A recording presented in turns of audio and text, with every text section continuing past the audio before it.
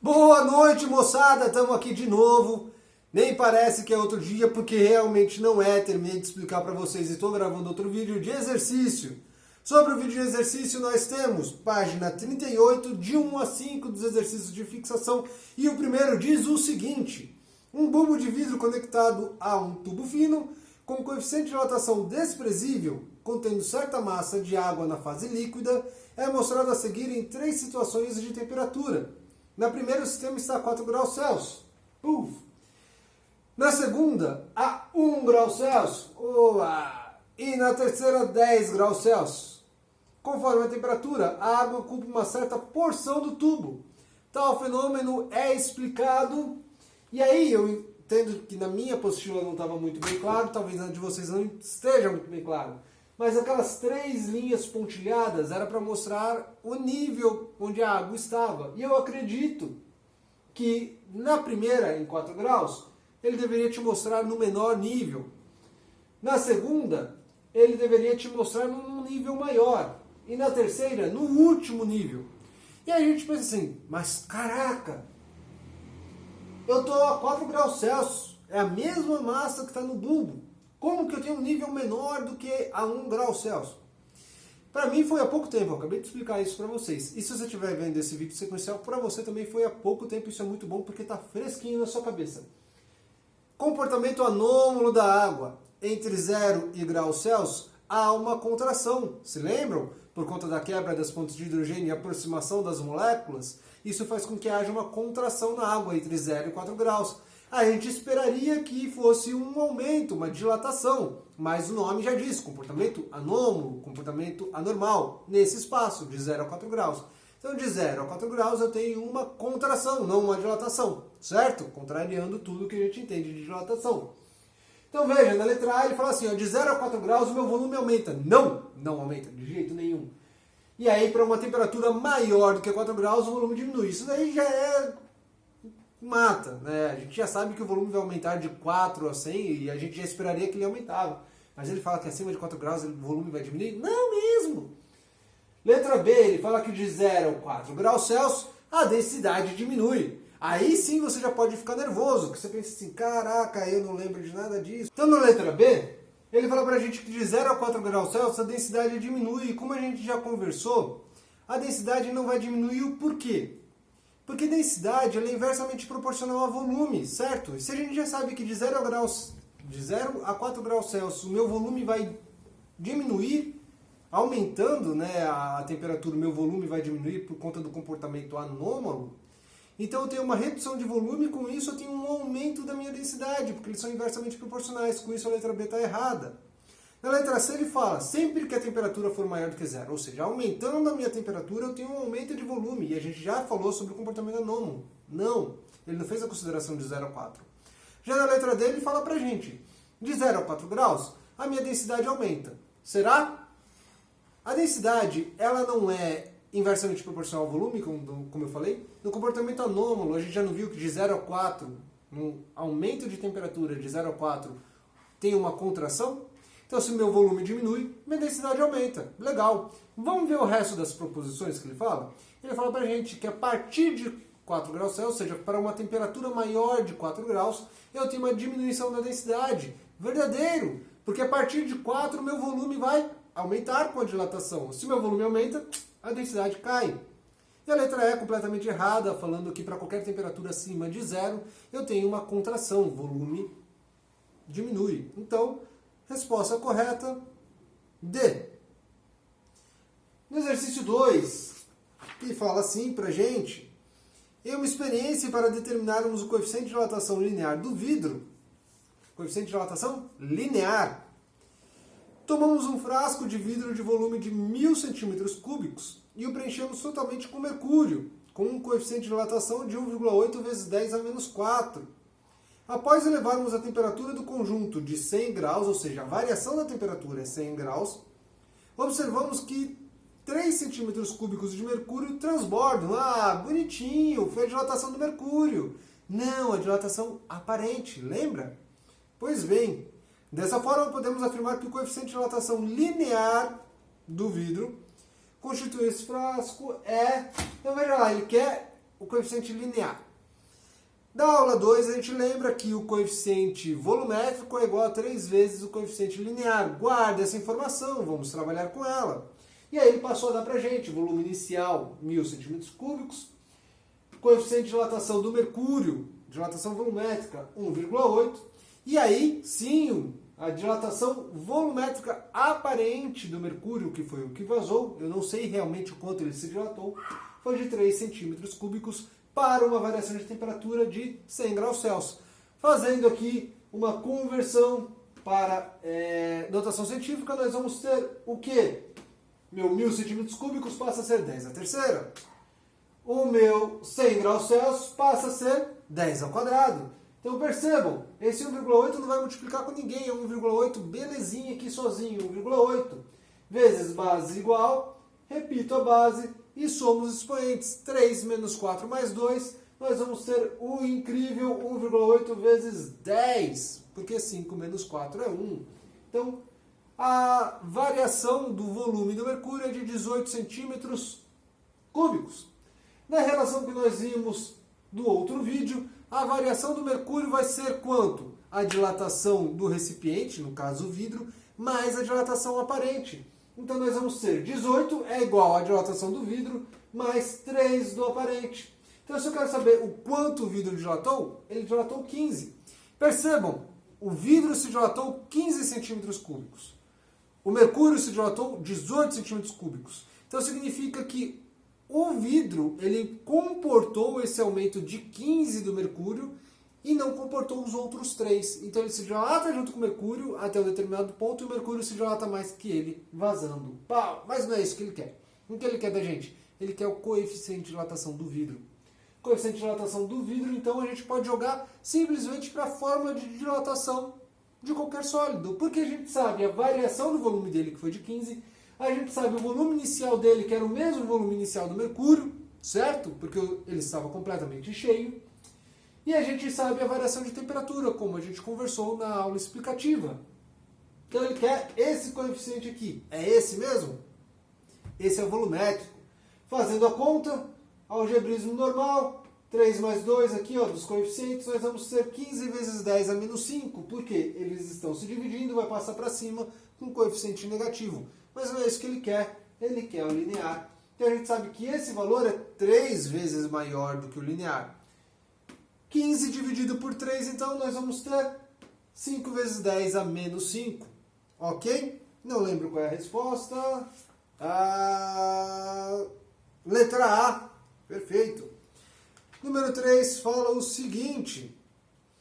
Nos últimos anos, temos sido alertados sobre o aquecimento global. Estima-se que blá, blá, blá, blá, blá, supondo hipoteticamente os oceanos como sistemas fechados e considerando que o coeficiente de dilatação volumétrica da água é aproximadamente 2 vezes 10 a menos 4 e que a profundidade média dos oceanos é de 4 km, um aquecimento global de 1 grau Celsius elevaria o nível do mar devido à expansão térmica em aproximadamente...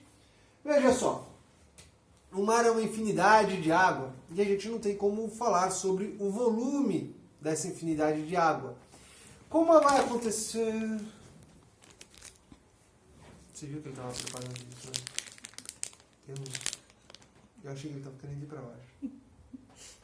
Como vai acontecer uma dilatação dessa água para todos os lados? A gente vai falar não unicamente de uma dilatação linear, vai falar de uma dilatação volumétrica. Então a gente vai utilizar a profundidade como se fosse o volume, porque é uma coluna d'água. Percebam aqui que essa coluna d'água vai ocupar toda essa área hipotética para a gente. Então a gente vai ter uma ideia de quanto ele vai se elevar, porque o mesmo que ele elevar para os lados, ele vai elevar para cima, certo? Com isso nós vamos ter então a variação de volume, sempre vai ser o meu volume inicial, vezes a capacidade, que é o coeficiente de dilatação, vezes a variação de temperatura. 4 km, que é o que nós vamos usar como volume por conta de coluna d'água, vezes 10 à terceira, porque a gente calcula em metros, certo? Então, 10 à terceira aqui, nós vamos ter vezes 2, que é o coeficiente, vezes 1, que é a variação de temperatura. Vamos ter 10 vezes 10 elevado a menos 1, porque 3 menos 4 é menos 1. Eu falei 10, né? Na verdade é 8. Então, 8 vezes 10 elevado a menos 1, 0,8 hectometros, eu coloquei quilômetro ali, minha caneta não está funcionando, mas é 0,8 metros, porque 0,8 quilômetros é muita coisa. Isso são 800 metros, eu errei ali, mas a resposta correta está em metros mesmo, certo? 0,8 metros, não se preocupe, ninguém vai morrer afogado, não vai subir 800 metros de dilatação, tá bom? Ignorem. 4. As variações de volume de certa quantidade de água e do volume interno de um recipiente em função da temperatura foram medidas separadamente. Então ele pegou a água e analisou como que a água se comporta na sua dilatação, no seu aumento de temperatura. Pegou o recipiente e observou como ele se comporta, e depois ele vai ter uma ideia. E elas estão representadas no gráfico abaixo. Analisando os dados apresentados no gráfico e supondo que a água seja colocada dentro desse recipiente, fizeram as seguintes previsões. Então ele fala assim, ó, fiz um estudo do recipiente, fiz um estudo da água e vi como eles se comportam. Agora eu quero colocar a água dentro desse recipiente. Veja só o que vai acontecer. Esse é meu gráfico da água em azul e esse é meu gráfico do recipiente em vermelho. Quando os dois estiverem a 0 graus Celsius, a água tem um volume maior que o recipiente. Eu consigo colocar a água desse recipiente? Não completamente. Vai vazar, vai transbordar.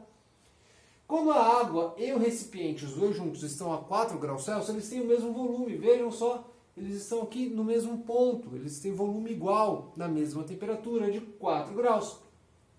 Acima disso, o que acontece? A água começa a aumentar o seu volume e o recipiente não consegue acompanhar. Então o recipiente ele não vai conseguir comportar todo o volume de água, certo? Com essa análise a gente já consegue ver que diferente de um ponto de 4 graus Celsius, vai haver um transbordamento, a água vai vazar. Somente em 4 graus Celsius o recipiente consegue comportar esse volume de água, certo? As opções, as proposições que nós temos é 1. A temperatura em 4 graus Celsius não vai vazar, vaza nada. 2. Em 4 graus vaza, é isso que ele está propondo para a gente. 3. A interpretação é com uma temperatura maior que 4 graus, vaza sim. Com uma temperatura menor que 4 graus, vai vazar. E uma temperatura igual a 4 graus, tá de boa. Isso nos traz, então, como resposta apenas a 1 e a 3. Famosa letra C. Ok? E para finalizar a aula de hoje, exercício número 5. A gasolina é vendida por litro. Mas em sua utilização como combustível, a massa é o que importa, porque a capacidade calorífica de um combustível vem em relação à massa, certo? São tantos joules por quilo, essa é a capacidade calorífica de um combustível. Um aumento da temperatura do ambiente leva ao aumento do volume. Para diminuir os efeitos práticos dessa variação, os tanques dos postos de gasolina são subterrâneos. Se os tanques não fossem subterrâneos, você levaria vantagem ao abastecer o carro na hora mais quente do dia, pois estaria comprando mais massa por litro de combustível. Olha, se você entende que levar vantagem é levar mais volume, talvez sim você tivesse vantagem. Mas como a gente falou, a capacidade calorífica, a capacidade energética de um combustível está na sua massa. E a massa não muda, certo?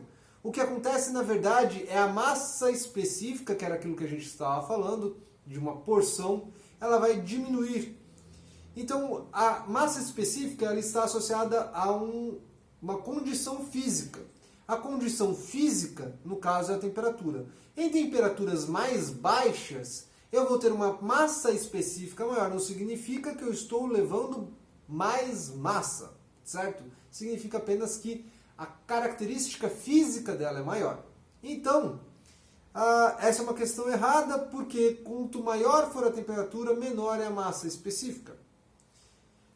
Na 2, ele fala pra gente: abastecendo com a temperatura mais baixa, você estaria comprando mais massa de combustível para cada litro. Perceba, mais massa de combustível para cada litro. Isso é uma relação de massa específica, tal qual densidade, né?